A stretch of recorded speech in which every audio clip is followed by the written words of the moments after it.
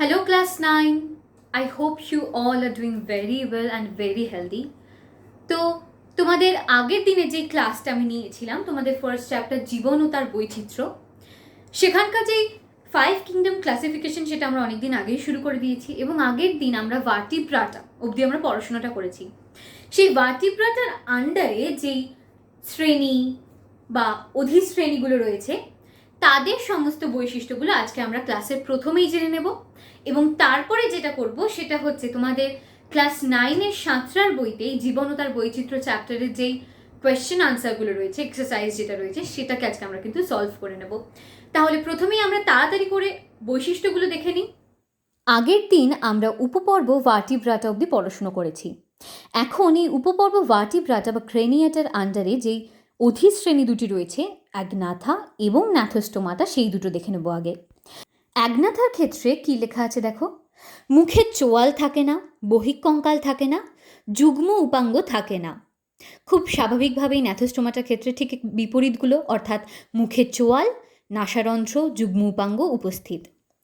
এখন অ্যাগনাথার উদাহরণ দেখো, ল্যাম্প্রে, হ্যাকফিস, আর ন্যাথোস্টোমাটার গিরগিটি এবং পায়রা। এরপরে আমরা দেখে নেব শ্রেণীগুলি। প্রথমে আছে সাইক্লোস্টোমাটা, যেটা অ্যাগনাথার আন্ডারে। এখন এই অ্যাগনাথার আন্ডারে থেকে আমরা বুঝতেই পারছি মুখ চোয়ালবিহীন হবে। কি কি লেখা দেখো, মুখ চোয়ালবিহীন, মুখচ্ছিদ্র গোলাকার ও চোষকযুক্ত, চর্ম আঁশবিহীন মসৃণ ও মিউকাস গ্রন্থিযুক্ত। এক্সাম্পল মিক্সিন, পেট্রোমাইজন।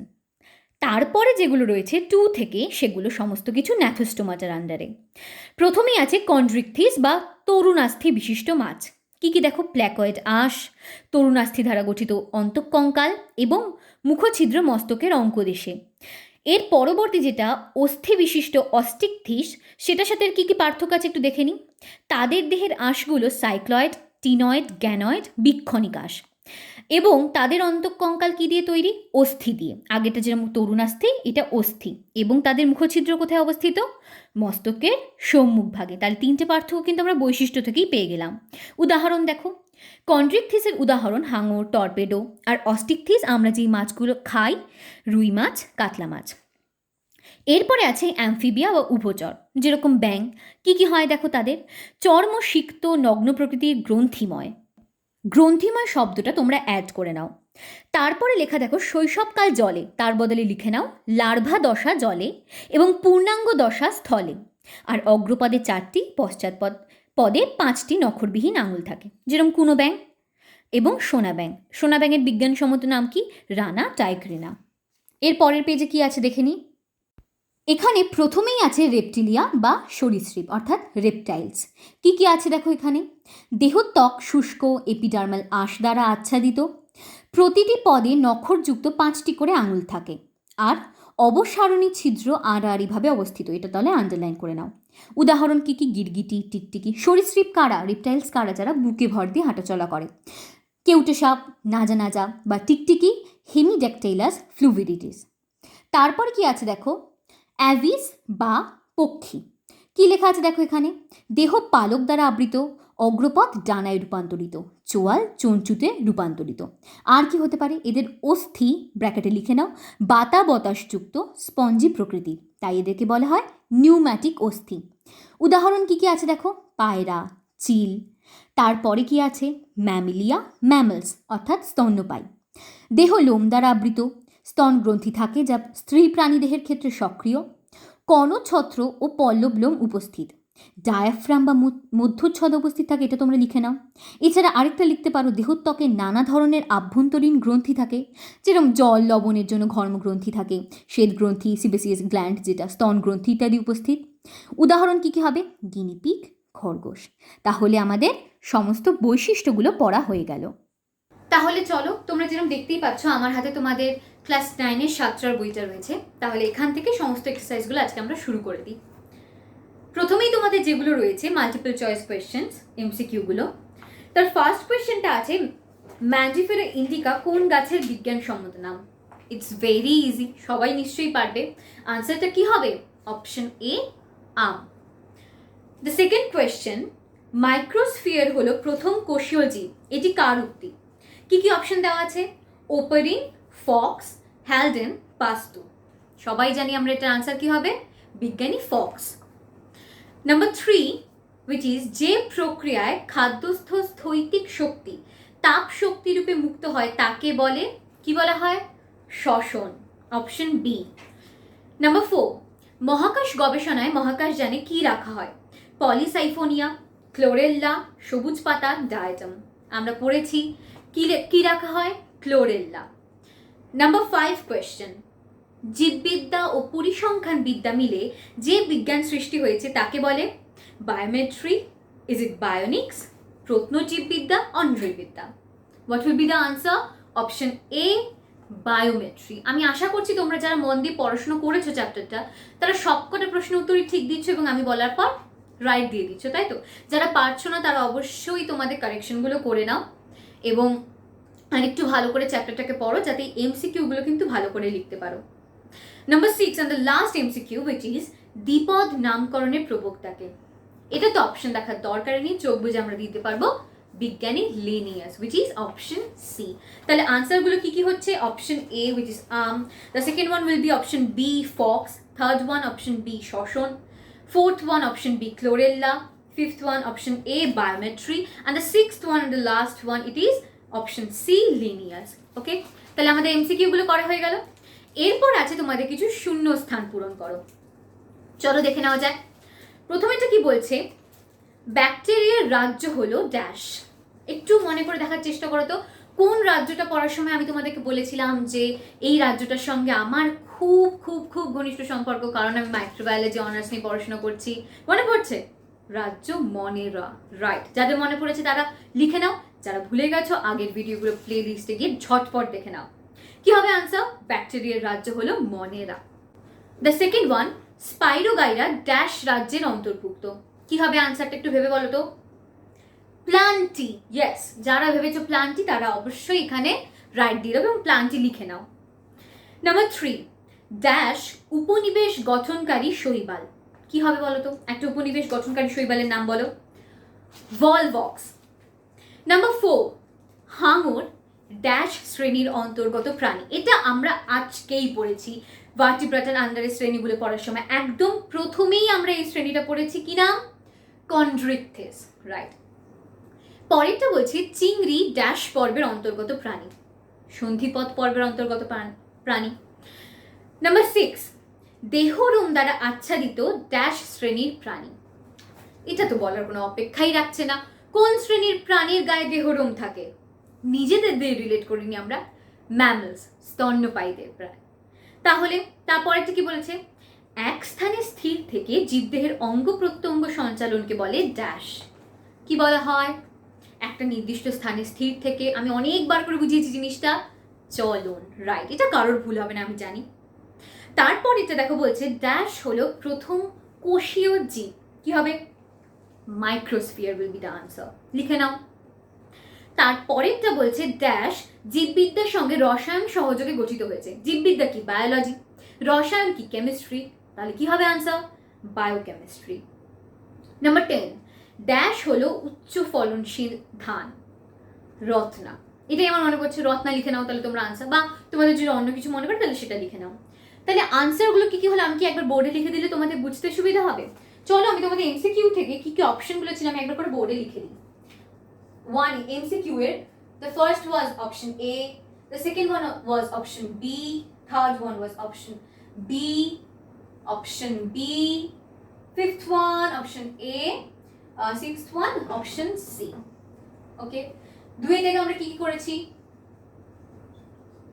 মনে রাখ, খুব তাড়াতাড়ি করে আমি লিখে দিচ্ছি কারণ যারা মিস করে গেছো তাদের জন্য কিন্তু এটা, যারা পেরে গেছো তারা পরের যে সেগমেন্টটা রয়েছে যেটা হচ্ছে সত্য মিথ্যা নির্ণয় করা, সেগুলো এখনই সলভ করা শুরু করে দাও, আমি মিলিয়ে নেব। প্লান্টি, পরেরটা আমি কি বলেছি আনসার, ভলভক্স। তারপরেরটা আমি কি বলেছি আজকে যেটা আমরা পড়লাম, কন্ড্রিকথেস। তারপরেরটা আমি কি বললাম,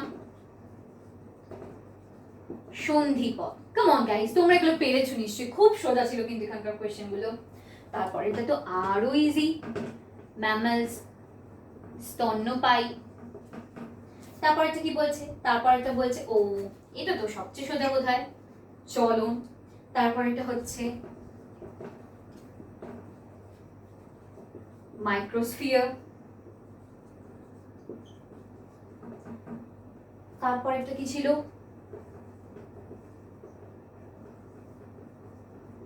বায়োকেমিস্ট্রি, আর লাস্ট এটা উচ্চ ফলনশীল ধানের নাম কি বললাম, রত্না। তাহলে আশা করছি যারা নোট করতে পারেন তারা এবার নোট করে নিলে। এরপর আমরা যেটা করবো সেটা হচ্ছে সত্য মিথ্যা নির্ণয় করো। ফার্স্ট এটা বলেছে উত্তেজিতা জীবের একটি বৈশিষ্ট্য। চোখ বুঝে সত্য, অবশ্যই উত্তেজিত তো জীবেরই বৈশিষ্ট্য। পরেরটা জড় পদার্থ বা জড় বংশ বিস্তার করে, মিথ্যা। তারপরেরটা ওপারিন কোয়াসার্ভেট মডেলের নামকরণ করেন, সত্য। নাম্বার 4 ক্লোরোমাইসিন একটি অ্যান্টিসেপটিক ওষুধ, সত্য। দ্বিপদ নামকরণের দুটি পদের একটি হলো বর্গ, অপরটি হলো প্রজাতি, একদমই না। কি একটা গণ একটা প্রজাতি, গণ প্রজাতি, রাইট, তাহলে এটা মিথ্যা। এরপর এটা ইউক্লিনা মনেরা রাজ্যের অন্তর্গত, এটা মিথ্যা। তারপর এটা নিজেরিয়া পর্বের প্রাণী হলো অরেলিয়া, সত্য। তারপর এটা মাইক্রোস্ফিয়ারের সঙ্গে নিউক্লিক অ্যাসিড যুক্ত হয়ে সৃষ্টি হয়েছিল আদি কোষে, একদম ঠিক। আমরা যখন পড়েছিলাম জীবের উৎপত্তির প্রাথমিক ভিত্তি তখন আমরা পড়েছিলাম এই জিনিসটা। শাহিওয়াল এক প্রকার অধিক দুগ্ধ প্রদায়ী গাভী, সত্য। নাম্বার 10 থিওফ্রাস্টাসকে উদ্ভিদ বিদ্যার জনক বলা হয়, সত্য। তাহলে কি হলো আনসারগুলো, সত্য। ও আমার পেন আবার ভুলভাল করছে,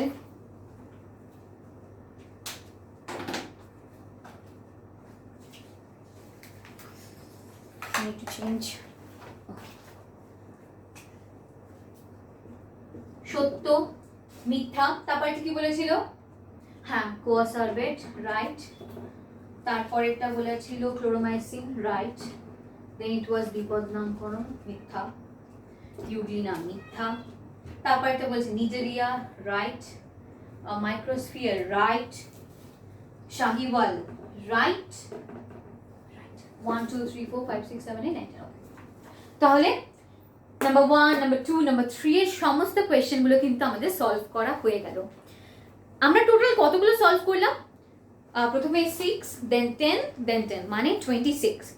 এই 26 এর মধ্যে যারা অন্তত 18 বা তার বেশি পেয়েছো, তার মানে তোমরা চ্যাপ্টারটা সম্বন্ধে পড়াশুনো করেছো।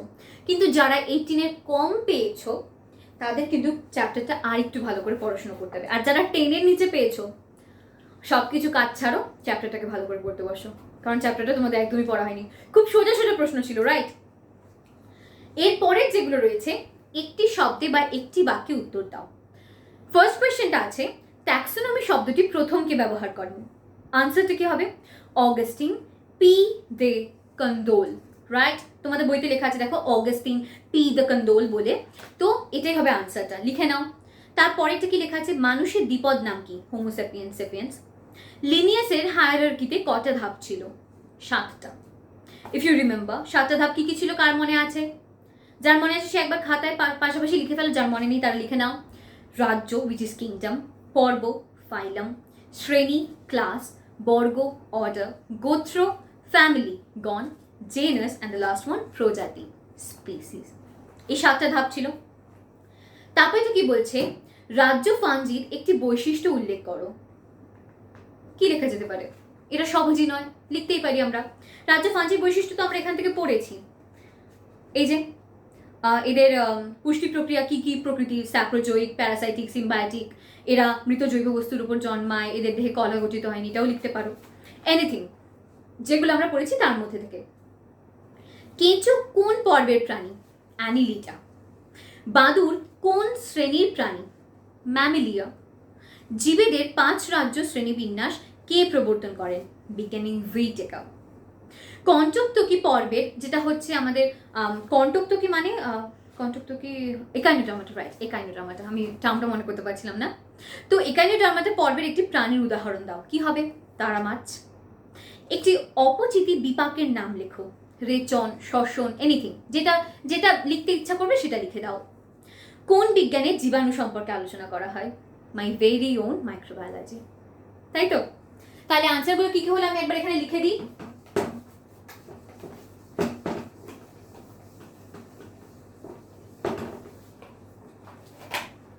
ফার্স্ট কোয়েশ্চেনটা ছিল ট্যাক্সোনমি শব্দটি কে প্রথম ব্যবহার করেন? Augustin P de Candolle. এটার প্রোনাউন্সিয়েশনে কন্ডোলও বলা যায়, কন্ডোলও বলা যায়, এনিথিং। তারপরেরটা দেখো কি আছে, মানুষের দ্বিপদ নামকরণ কি? হোমোসেপিয়েন্স, এটা লেখার দরকারই নেই। তারপরটা আছে লিনিয়াসের হায়ারার্কিতে কটা ধাপ ছিল? কটা ছিল? 7টা। রাজ্য ফাঞ্জির একটি বৈশিষ্ট্য উল্লেখ করো। মৃত বস্তুর ওপর এরা জন্মায়, এদের পুষ্টি পদ্ধতিগুলো কি কি সেটা লিখতে পারো। তারপর লিখতে পারো যে কেঁচো কোন পর্বের প্রাণী? কোন পর্বের প্রাণী বলো? অ্যানিলিডা। ফলো করছো তো? নাম্বার 4 এর আনসার কিন্তু এটা না, নাম্বার 5 এর আনসার। নাম্বার 4টা আমি লিখলাম না কারণ তোমাদের আমি পড়িয়েছি ওটা। নাম্বার 5টা তাহলে লিখলাম। বাদুড় কোন শ্রেণীর প্রাণী? ভেরি ইজি, স্তন্যপায়ী, যেটা হচ্ছে ম্যামলস। তারপরে কি বলেছে? জীবেদের 5 রাজ্য শ্রেণীবিন্যাস কে প্রবর্তন করেন? বিজ্ঞানী হুইটেকার। তারপরে এটা আছে নাম্বার 8 which is কন্টুকটোকি একান্ডোডার্মাটা পর্বের একটি প্রাণীর নাম লেখো। তারা মাছ। তারপরেটা কি আছে? একটি অপজিতি বিপাকের নাম লেখো, এনিথিং। রেচন, শ্বসন, যেটা ভালো লাগবে সেটা। কোন বিজ্ঞানে জীবাণু সম্পর্কে আলোচনা করা হয়?